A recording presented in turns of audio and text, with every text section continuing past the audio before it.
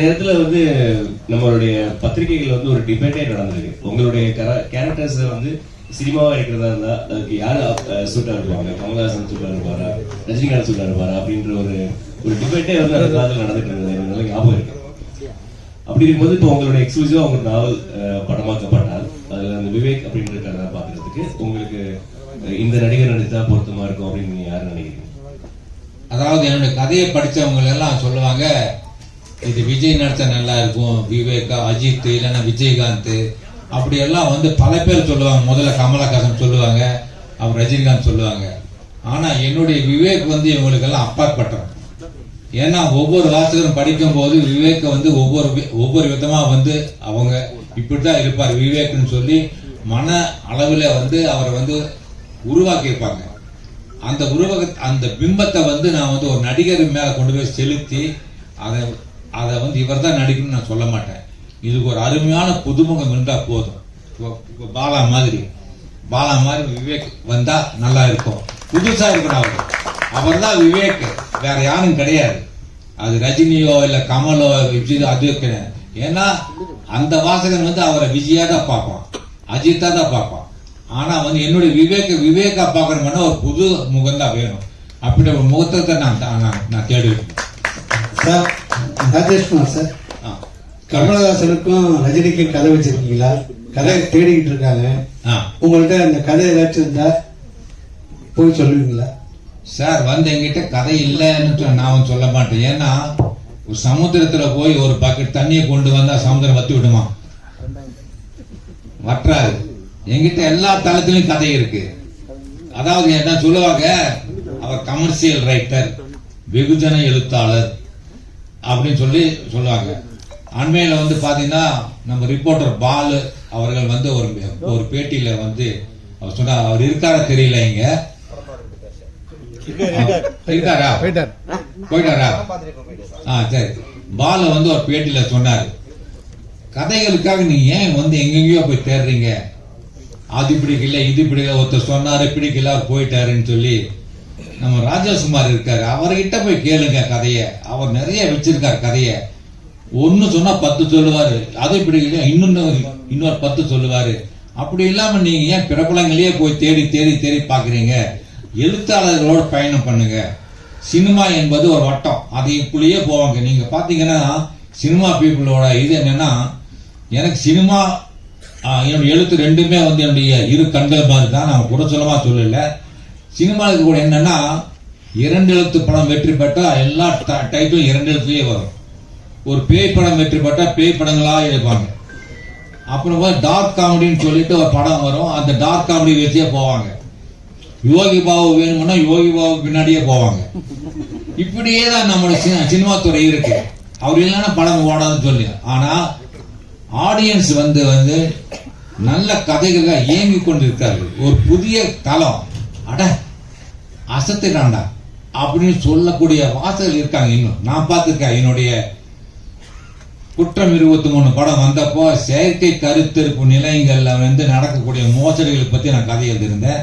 அதை டைரக்டர் அறிவழகன் வந்து படிச்சுட்டு என்கிட்ட வந்து சார் இதை படம் பண்ணானாரு. அந்த கதையை பண்ணிட்டு நேரடியா ஒரு பிரபலமான ஒரு நடிகரை போய் கதை சொல்லியிருக்காரு. சார் இது வந்து ஒரு சென்சிட்டிவ் மேட்டர் சார், இது நான் பண்ண விரும்பல, பண்ண பெண்களோட வெறுப்பு கிடைக்கும், அதனால நான் இந்த செயற்கை கருத்திருப்பு படத்தில் நடிக்க விரும்பலன்னு சொல்லிட்டார். அதுக்கப்புறம் தான் அருண் விஜயை போய் பார்த்து சொன்னப்போ அந்த படத்தில் நடிச்சாரு. அது படம் மிகப்பெரிய வெற்றி பெற்றது. ஏன்னா கதையோட தளம் வந்து முற்றிலும் வேறுபட்டது. செயற்கை கருத்திருப்பு நிலைகள் இப்பதான் இருக்கு, நம்ம தாத்தா பாட்டி காலத்துல எல்லாம் கிடையாது, எங்கேயுமே கிடையாது. முதியோர் இல்லங்களும் கிடையாது, செயற்கை கருத்திருப்பு நிலையங்களும் கிடையாது. ஆனா இன்னைக்கு 2 தான் இருக்கு. அதனால இங்க நடக்கக்கூடிய மோசடிகளை வச்சு எழுதின கதை வந்து பெருமைய வெற்றி பெற்றது. அதற்கு காரணம் தளம் புதிது, கதை புதிது, அதை பார்க்கக்கூடிய வாசகர்களுக்கும் நேயர்களுக்கும் அந்த கதை பிடிக்கிறது. ஆனா நம்ம சினிமா பீப்புள் வந்து ஒரு வட்டம் போட்டுக்கிட்டு ஒரு குத்துப்பாட்டு, ஒரு டான்ஸ், அப்புறம் வன்முறை காட்சிகள் அதீதமா காட்டுறது, இது தான் ஆடியன்ஸுக்கு பிடிக்கும் ஒரு தப்பு கணக்கு போட்டிருக்காங்க. ஆகையால் என்னிடம் எல்லா கதைகளும் இருக்கிறது. அது இளம் இயக்குநராகட்டும் பிரபலமானிக்கிறவன் தாராளமாக வரலாம். இப்பொழுது கூட சென்ற வாரம் திரு சந்தானம் அவர்கள் கோவைக்கு வந்தார்கள். என்னோடு 2 நாட்கள் தங்கி கதை விவாதம் நடத்தி, சார் எனக்கு 6 கேள்வி மட்டும் நீ பதில் சொன்னா போதும் 6 கேள்விகள் கொடுத்துட்டு போயிருக்காரு. அதுக்கு நான் எழுதி கொடுத்துட்டேன் அவருக்கு. இப்படிதான் கதை போகணும், இப்படிதான் இருக்கணும், இப்படிதான் ட்விஸ்ட் இருக்கணும், இதுதான் மாரல், இதுதான் மெசேஜ் எல்லாம் எடுத்து கொடுத்துட்டேன். அவங்க ஹீ இஸ் ஹாப்பி. சார் நல்லா இருக்கு சார், இதெல்லாம் நல்லா இருக்குன்னு சொல்லியிருக்காரு. இது மாதிரி எங்கிட்ட கேட்டா நான் கொடுக்கறது ரெடியா இருக்கேன். அது யாரா இருந்தாலும் சரி. சார் நாங்கள் என்னோட ஸ்கூல் டேஸ்லேருந்து நானும் ஸ்கூல் புக்ல எல்லாம் ஒரு நாள் நிறைய வச்சு படிச்சு அடிலாம் வாங்கியிருக்கோம். இப்போ வரைக்கும் விடாம படிக்கிறோம். படிக்க டைம்ல கூட ஆடியோ புக்ஸ் நிறைய கேட்குறோம் உங்களோட கதைகள். இப்போ இவர் கேட்ட கொஸ்டினுக்கு தான் இது கண்டினியூஷன் தான். இது இவ்வளோ வருஷத்துல நீங்க இவ்வளோ கதைகள் இவ்வளோ வித்தியாசமான கிரைம் த்ரில்லர் செய்திருக்கீங்களே, யாருமே வந்து உங்களை கேட்கவே இல்லையா? உங்க கதையை கொடுங்க நாங்க படம் பண்ண யாருமே கேட்கலையா? இல்ல, நிறைய பேர் வர்றாங்க. நிறைய பேர் வந்து என்கிட்ட கதை கேட்கறாங்க. ஆனா நான் வந்து அவங்க கூட உட்கார்ந்து கதை பேசுறதுக்கு முன்னாடி என்னுடைய கண்டிஷன் சொல்லுவேன். நான் அதாவது ப்ரொடியூசர் யாரு அவரை பேச சொல்லுங்க என்கிட்ட, நான் அவர்கிட்ட பேசணும். அதுக்கப்புறம் தான் நான் உங்க கூட உட்கார்ந்து பேசுவேன். ஆனா உங்க கூட பேசினா அது படமாகும்னு எனக்கு தெரியாது. ஏன்னா எனக்கு ஆல்ரெடி ஏகப்பட்ட கமிட்மெண்ட்ஸ் இருக்கு. முதல்ல வந்து நான் பத்திரிகை கதை எழுதிட்டு இருந்தேன். இப்ப அப்படி கிடையாது. ஓடிடி தளங்களுக்கு கதை எழுதிட்டு இருக்கேன். பீன்ச் ஆப், நோஷன் பிரஸ், அப்புறம் பாத்தீங்கன்னா ரெப்கோ அப்படின்னு சொல்லி நிறைய வந்து அந்த வெப்தளங்களுக்கு, ரேடியோ ரூம்ஸ், இது மாதிரி வந்து நிறைய அவங்க வந்து புதுசா என்கிட்ட கதை கேட்கறாங்க. நான் அவங்களுக்கு வந்து கதை எழுதுக்கு நேரம் எனக்கு பத்த மாட்டேங்குது. சிறுகதைகள், நாவல்கள் எல்லாமே பண்ணிட்டு இருக்கேன் நான்.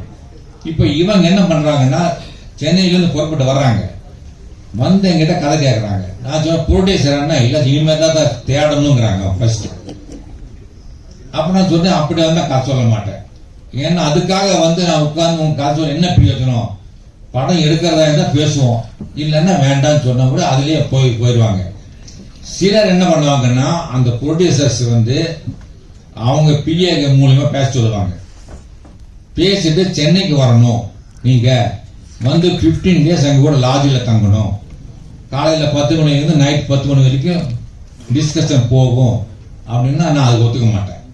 ஏன்னா அந்த வயதை நான் கடந்துருச்சேன். அந்த வயதை கடந்து என்னால வந்து வீட்டில் தான் பண்ண முடியும், இல்லைன்னா என் வீட்டுக்கு பக்கத்துல லாட்ஜில் தான் வந்து நீங்க ரூம் எடுக்கணும், அப்பதான் என்னால் முடியும். நான் சென்னைக்கு வந்து நான் இருக்க மாட்டேன் அப்படின்னு சொல்லி அவங்களோட பொலைட்டா தான் சொல்லுவேன். ஏன்னா அந்த வயதெல்லாம் கடந்து வந்தாச்சு நான். இப்போ என்னுடைய வயதுக்கு நான் டிராவல் பண்ணி வந்து லாட்ஜில் தங்கி அப்படி வந்து நமக்கு ஒரு புகழோ பணமோ தேவையில்லை. அந்த புகழுக்கும் பணத்துக்கும் பின்னாடி போக வேண்டிய அவசியம் இல்லை. மன நிறைவோடு நான் இருக்கிறேன். அப்போ வந்து என்னுடைய விருப்பத்திற்கு யார் இணங்கி வருகிறார்களோ அவர்களோட பணம் பண்ண தயாரா இருக்கிறேன். அப்புறம் உங்களோட நீங்க சயின்ஸ் பத்தி நிறைய கதைகள் எழுதுறீங்க. நிறைய விஷயங்கள் தேடி அதுக்காக படிக்கிறீங்களா, இல்ல அந்த குறிப்பிட்ட விஷயத்தை மட்டும் அந்த துறை சார்ந்த எக்ஸ்பர்ட்ஸ் கிட்ட கேட்டு அதை வச்சு எழுதுவீங்களா, இல்ல அதை பத்தி நீங்க படிப்பீங்களா? இல்ல, நான் basically I was working as a teacher. I have finished my BSc B.Ed. நான் 5 வருஷமா வந்து ஸ்கூல்ல வந்து சயின்ஸ் டீச்சரா இருந்திருக்கேன். அதனால எனக்கு வந்து பாட்டனி, ஜுவாலஜி, கெமிஸ்ட்ரி, பிசிக்ஸ் படிச்சிருக்கேன். B.Ed வந்து சோசியாலஜி, சைக்காலஜி, சில்ட்ரன் சைக்காலஜி எல்லாம் படிச்சிருக்கேன். அப்புறம் இந்த பார்மசூட்டிக்கல் சயின்ஸ் பத்தி என்னுடைய பாத்தீங்கன்னா டாக்டர்ஸ் கிட்ட கேட்டிருக்கேன். அவங்க நிறைய டாக்டர்கள் வந்து என்னுடைய ஃபேன்ஸா இருக்காங்க, அவங்க கிட்ட பேசியிருக்கேன். அப்புறம் போலீஸ் பாத்தீங்கன்னா assistant commissioner of police commissioner கூட என்ன ஒரு தடவை கூப்பிட்டு என் கூட பேசியிருக்காரு. கோயம்புத்தூர்ல வந்து கோவையில வந்து அவரு பாலகிருஷ்ணன் சொல்லி அவரு போலீஸ் கமிஷனர். ஒரு நாள் என் வீட்டுக்கு முன்னாடி வந்து போலீஸ் ஜீப் நின்றது. உடனே என் காலனியில் இருக்கக்கூடிய குடியிருப்பில் இருக்கக்கூடிய எல்லாரும் வந்து என்னமோ தெரியல, அவர் வீட்டுக்கு முன்னாடி வந்து ராஜேஷ்குமார் வீட்டுக்கு முன்னாடி போலீஸ் தான் நிக்குது, என்னமோ பிரச்சனைன்னு சொல்லி அந்த வீதியில் இருக்கவங்க வந்துட்டாங்க வீட்டுக்கு. அதுக்கப்புறம் அந்த போலீஸ் ஜீப்ல இருந்து அசிஸ்டன்ட் கமிஷனர் போலீஸ் இறங்கி, சார் உங்களை வந்து போலீஸ் கமிஷனர் பார்க்கணும்னு சொல்றாரு. அவரே வர்றதுக்கு தான் இருந்தாரு, ஆனா புரோட்டோகால் இருக்கப்படி அவர் வந்து போகக்கூடாது, ஒருத்தர் தேடி போகக்கூடாது, அதனால நீங்க வர முடியுமான்னு கேட்டாங்க. நான் போனேன்.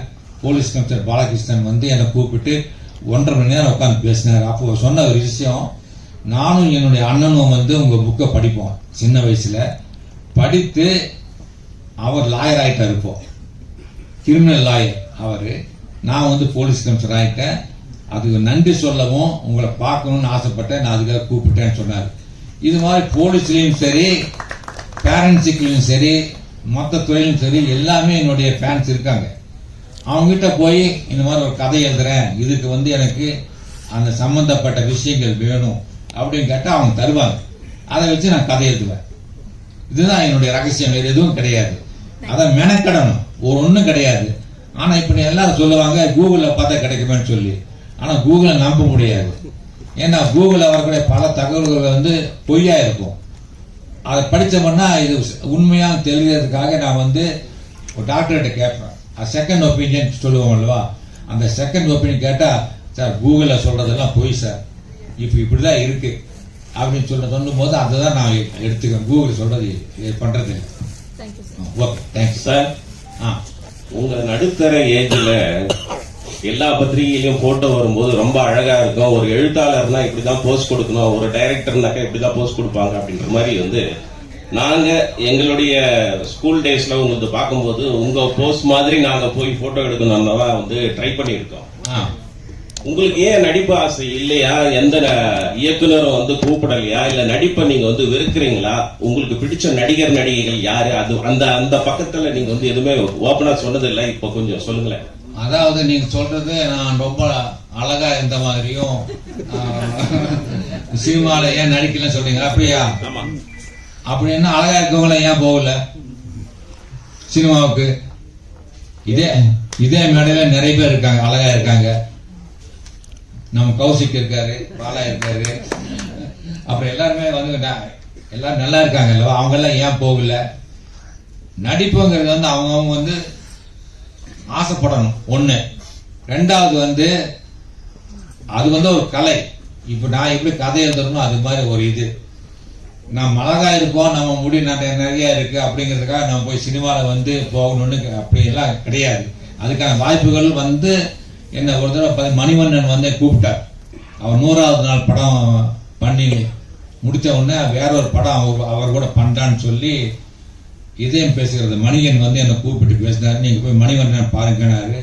அப்புறம் அவர் என்ன பார்த்த உடனே நீங்க சொன்ன மாதிரி சொன்னாரு, சார் நீங்க படத்துல நடிக்கலாமே, உங்க முடி நீங்க உங்க தோற்றம் எல்லாம் வந்து ஒரு ஹீரோ மாதிரி இருக்கீங்க, நீங்க பண்ணலாமேன்னு சொன்னார் அவரு. ஆனா எனக்கு அதுல வந்து ஆசை வரல சார் அப்படின்னு சொன்னேன். அதுக்கப்புறம் வந்து யாருமே கூப்பிடல. எனக்கு அந்த ஆசையும் இல்லை எனக்கு இப்போ. ஏன் இப்ப நான் நல்லா இல்லையா?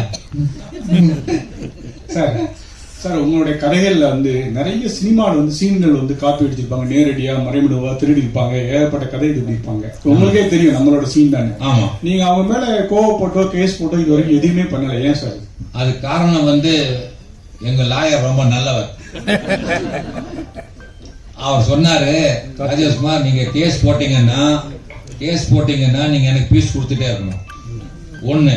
ரெண்டாவது இந்த கேஸ் வந்து ஜூரிஸ்டிக்ஷன் வந்து எங்கன்னா சென்னை, நீங்க சென்னை தான் போகணும்.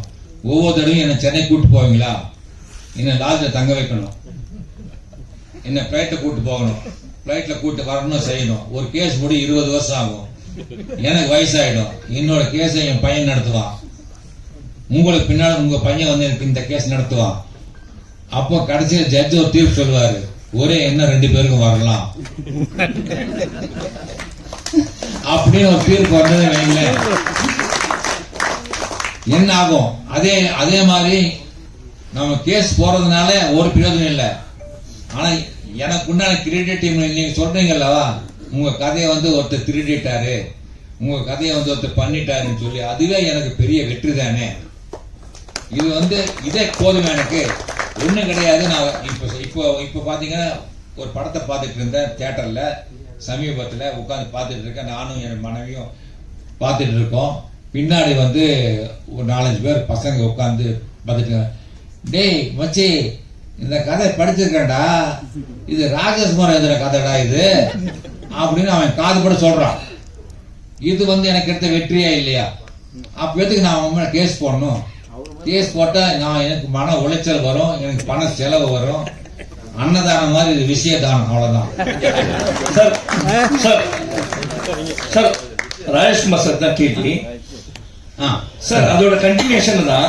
இன்னைக்கு தமிழ் திரை உலகத்துல பாத்தீங்கன்னா பல கதை திருடுகள் பிரச்சனைகள் வருது. ஒரு கதையாசிரியரா நீங்க அதை எப்படி பாக்குறீங்கன்னா, மலையாளத்துல பாத்தீங்கன்னா அந்த ரைட்டர்ஸ்க்கான கிரெடிட் உண்டு சார். இங்க உங்களுக்கு கௌஷிக் கொடுத்திருக்காரு, ஓகே, இட் இஸ் அப்ரிஷியேட்டபிள்.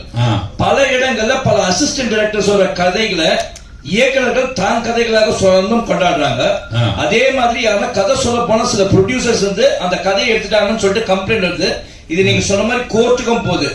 இதுக்கு நீங்க ஒரு கிரைம் ரைட்டரா இதுக்கு எதனா ஒரு வழிமுறை இருக்கா அதை பாதுகாக்கிறது? அதுதான் காப்பிரைட் ஆக்ட் தவிர வேற எப்படி இதை பாதுகாக்கலாம் சார்? சார் எல்லாத்துக்குமே ஒரு மனசாட்சின்னு ஒண்ணு இருக்கு. எல்லாத்துக்குமே காலம் பார்த்துக்கோ. என்னை பொறுத்த வரைக்கும் என்னை ஏமாத்தன யாருமே சினிமா ஃபீல்ட்ல இது வரைக்கும் உருப்பட்டதா சரித்திரமே கிடையாது. நான் உண்மையா சொல்றேன், இது நான் பொய்யா சொல்லல.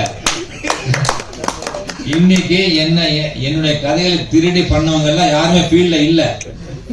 எனக்கு ஒழுங்கா பணம் கொடுத்தவங்க நல்லா இருக்காங்க.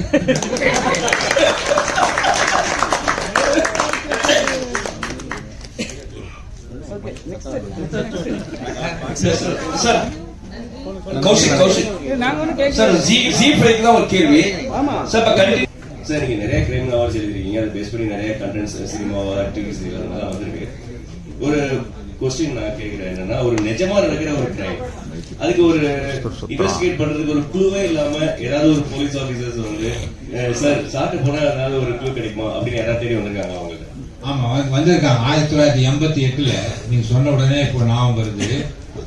1988 பல்லாவரம் போலீஸ் ஸ்டேஷன்ல இருந்து, அப்போ எல்லாம் பாத்தீங்கன்னா உங்களுக்கு செல்போன் எல்லாம் கிடையாது. அப்போ ஒரு நாள் கொரியர்ல பாத்தீங்கன்னா ஒரு பண்டல் வீட்டுக்கு வந்தது. கொரியரை பிரிச்சு பார்த்தோம்னா அதுல ஏகப்பட்ட டாக்குமெண்ட்ஸ். பிரிச்சு பார்த்தா எங்க பார்த்தா பல்லாவரம் போலீஸ் ஸ்டேஷன்ல, அவர் பேர் என்ன மறந்துட்டேன், அவர் ஒரு எஸ்ஐ. உள்ள ஒரு லெட்டர் வச்சிருக்காரு. உள்ள ஏகப்பட்ட ஜெராக்ஸ் காப்பி, உள்ள போஸ்ட்மார்ட்டம் ரிப்போர்ட், அப்புறம் ஸ்டேட்மெண்ட்ஸ், அப்புறம் பாத்தீங்கன்னா வாக்குமூலங்கள், இதெல்லாம் போட்டு எதுக்குடான்னு பார்த்தா லெட்டரை படிச்சு பார்த்தா, சார் என் பேர் மறந்துட்டேன், நான் வாசகன், நீங்க உங்களோட கிரைம் கதை நல்லா படிக்கிறேன், ஒவ்வொரு கொலையும் ரொம்ப அற்புதமா விவேக் கண்டுபிடிக்கிறாரு. விவேக் நீங்க தான் எனக்கு தெரியும். அந்த மூலம் தான் ரொம்ப அற்புதமா ஒரு கேஸ கரெக்டா போய் நூல் பிடிச்ச மாதிரி போய் கொலையாளி பிடிச்சிடுறீங்க, தடைகள் எல்லாம் வச்சு. இந்த மாதிரி சார் ஒரு கொலை நடந்தது சார் எங்க ஊர்ல, இந்த கிராமத்துல ரெட்டை கொலை நடந்திருக்கு. இதுல 20 பேர் மேல சந்தேகப்பட்டு 20 பேரையும் விசாரிச்சு பார்த்தப்போ யார் மேல சந்தேகப்படுறதுன்னு தெரியல சார். எல்லார்கிட்டையும் வாக்குமூலம் வாங்கி வச்சிருக்கேன், படிச்சு பார்த்தேன், எவனை சந்தேகப்படுறதுன்னு தெரியல. அடிச்சும் பார்த்தாச்சு, ஒன்னும் பெயர முடியல. நீங்க தயவு செய்து இதெல்லாம் படிச்சுட்டு இதுல எவன் கொலைகாரன்னு சொன்னீங்கன்னா நான் அவனை கைது பண்ணிடுவேன். கைது பண்ணி நான் சொல்லிட்டேன்னா எனக்கு ப்ரமோஷன் கிடைக்கும் சார். நீங்க தயவு செய்து இதெல்லாம் படிச்சு பார்த்துட்டு இதுல எவன் கொலைகாரனா இருப்பான் அப்படின்னு நீங்க சொன்னீங்கன்னா கொஞ்சம் உதவியா இருக்கும்னு சொன்னார். இதை நான் பண்ணிட்டு உடனே அவர் ஒரு லெட்டர் எழுதுனேன். என்னன்னா, நீங்க எழுதினது என் மேல வச்சிருக்க நம்பிக்கையில நீங்க இவ்வளவு இது எல்லாம் வாக்குமூலங்கள், போஸ்ட்மார்ட்டம் ரிப்போர்ட், அப்புறம் பாத்தீங்கன்னா ஸ்டேட்மெண்ட்ஸ் எல்லாமே போலீஸ் சம்பந்தப்பட்ட எல்லாமே கொடுத்துருக்கீங்க. ஆனா ஒரு விஷயத்த மறந்துட்டீங்க. நான் ஒரு நாவல் எழுதும் போது எனக்கு கொலைகாரன் யாருன்னு தெரியும். முதல்ல அந்த கதை எழுதும் போதே கொலை எப்படி நடக்குது, யார் கொலை பண்ணுவாங்க, அங்க தடையை என்ன விட்டுட்டு போவாங்க, இதெல்லாம் எனக்கு எல்லாமே தெரியும். எல்லாத்தையுமே தெரிஞ்சுட்டு தெரியாத மாதிரி கதையை கொண்டு போய் கடைசியில ஒருத்தனை பிடிப்பேன். இது எழுத்து. This is theory. இது தியரி. நான் ஹோம்ஒர்க் பண்றேன், உட்காந்துட்டு ஹோம்ஒர்க் பண்ற ஒரு கேஸ் இது எப்படி பண்றாங்க அப்படிங்கிறது பண்றேன். ஆனா இது பிராக்டிக்கல். இது நீங்க தான் கண்டுபிடிக்கணும். இதுக்கு நீங்க தான் படிச்சிருக்கீங்க. அதனால எழுத்தாளர் வேற, போலீஸ் வேற அப்படின்னு நான் சொன்னேன்.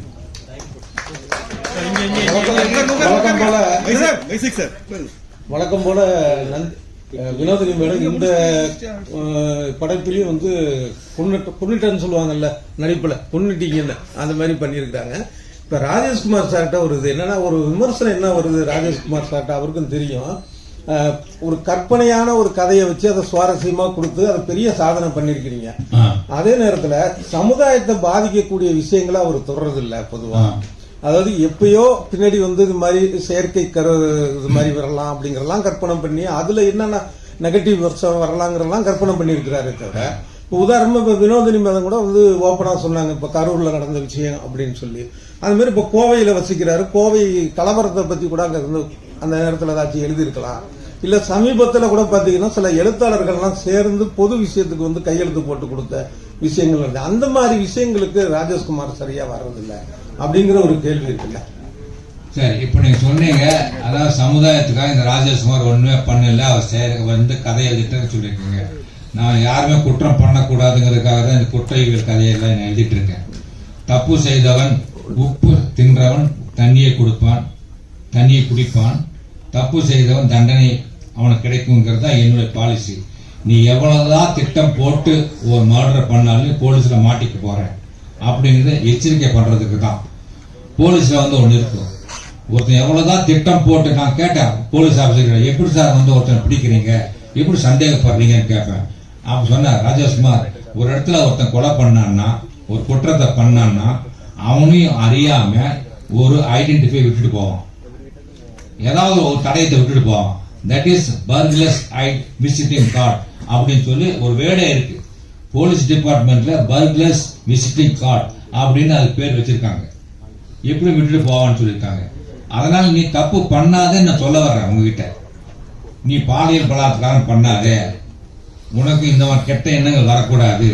இப்போ அப்படி சொல்றீங்க, அதாவது ராஜேஷ்குமார் நீங்க ஏதோ கதை எழுதுறீங்கன்னு சொல்லி, இதே சாராய பாட்டில் என்ன இருக்கான், குடியை கெடுக்கும், குடிக்காதுன்னு சொல்றாங்கல்ல, அப்பயும் குடிக்கிறாங்க, எல்லாம் அப்பயும் குடிக்கிறாங்க, அது சொல்லியிருக்காங்கல்ல. அதே மாதிரி என்னுடைய கதைகள் நீ தப்பு பண்ணாதே, தப்பு பண்ணா உனக்கு இப்படி பிரச்சனைகள் இருக்கு, குடும்பம் அழியும் அப்படிங்கறத நான் சொல்றேன். என்னுடைய கதைகள் பொய்டிக் ஜஸ்டிஸ் இருக்கு. என்னுடைய கதைகள் எல்லாம் நீங்க இதுக்கு படிச்சது இல்ல. 1500 நாவல்ல நீங்க மீறி போற ஒரு 100-150 நாள் படிச்சிருக்கீங்கன்னு நினைக்கிறேன். நான் நிறைய கதைகள் பெண்களுக்காக எழுதியிருக்கேன், பெண்கள் சம்பந்தப்பட்ட கதைகள். ஒரு சதவீதம் கூட போலீஸே இல்லாத கதைகள் இருக்கு. ஒரு துளி கடல் யாரு, ஒரு பெண்ணோட மனசுதான் ஒரு துளி கடல். ஒரு பெண்ணோட மனதில் இருக்கக்கூடிய எண்ணத்தை யாராலும் கண்டுபிடிக்க முடியாது.